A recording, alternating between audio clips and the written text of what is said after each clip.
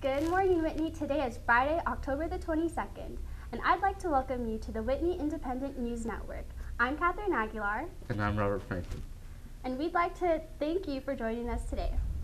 Have you guys seen this picture around? Like, I see it everywhere, and I can't figure out who this guy is. I don't know.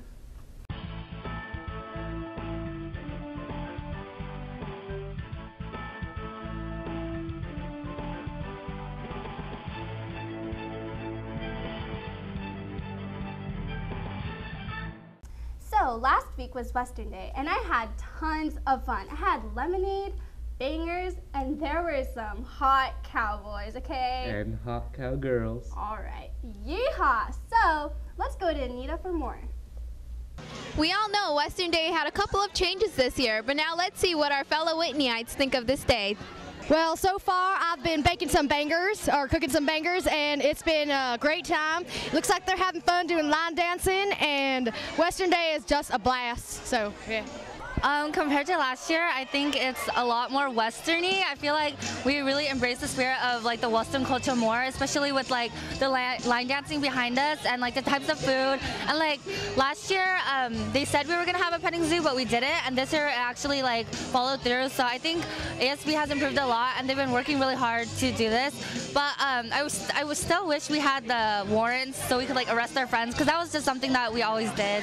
So what do you like or not like about Western Day this year? Well, I really like the fact that the kids took out the warrants, because it came about, the whole Western Day became just about arresting people. And I like the fact that we've got some other things going on, and hopefully next year we'll get some more performances and you'll learn more about the West.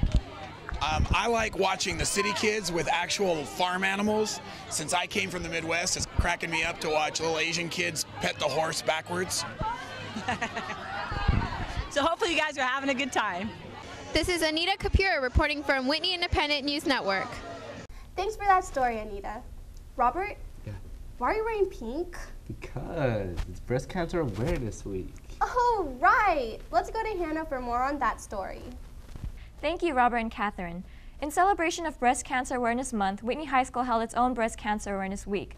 This past Wednesday, students showed their support by attending the lunchtime show put on by talented dancers and singers, which also helped to raise money for the Susan Komen Foundation. So for Breast Cancer Awareness Week, I had to order bands, pins, and balloons, and pretty much just put up posters and put up streamers in the hallways to make people aware that, you know, it's pink. I think it's really cool that something like as simple as dancing can just contribute to such a great cause as breast cancer awareness, and I'm really glad that I was able to do this. I think that the turnout was really good since we got a lot of people to come out, and thank God for the weather because it wasn't raining and we had it outside. I see it as really successful right now. Through the bands, the pins, and the balloons, it's more of an incentive for them to donate. So as of right now, we made over $250. So I think it's really successful. I hope you guys went out to support the breast cancer awareness event. Yeah. Hey, do you have a Facebook? Yeah, don't you? Of course I do. Facebook. So let's go to Brian Chen for an analysis of how Facebook affects our lives today. Facebook is a social networking site that here in Whitney is pretty much ubiquitous. Whether you like it or not, it pretty much will impact your life. But just how much of your life does it impact? We here at WINN are here to find out.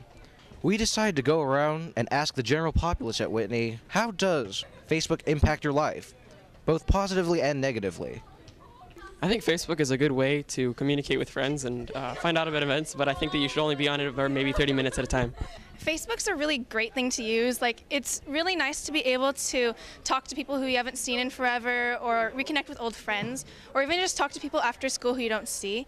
But at the same time, I think that it's a real time waster too, because I've noticed a lot of the time if I'm using Facebook, I can't do my homework, and yeah, it's fun, but it's not necessarily the best. I think it's a wonderful way to stay connected. I think it's a wonderful way to communicate with others, but just like everything else, there needs to be some appropriateness with it.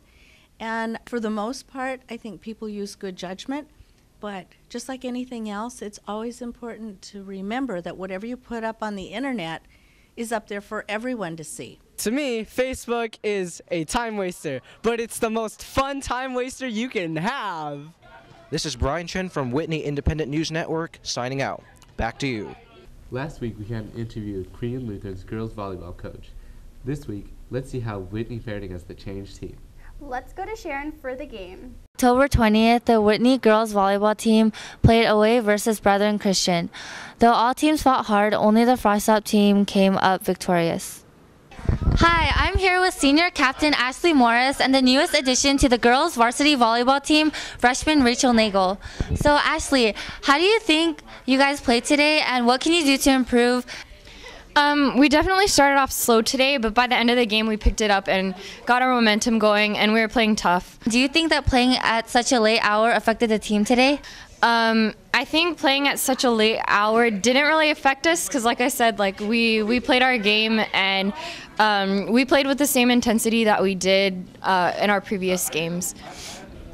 And Rachel, as the newest addition to the volleyball team and coming in as a freshman, what were your feelings at starting the game and how do you think you performed today?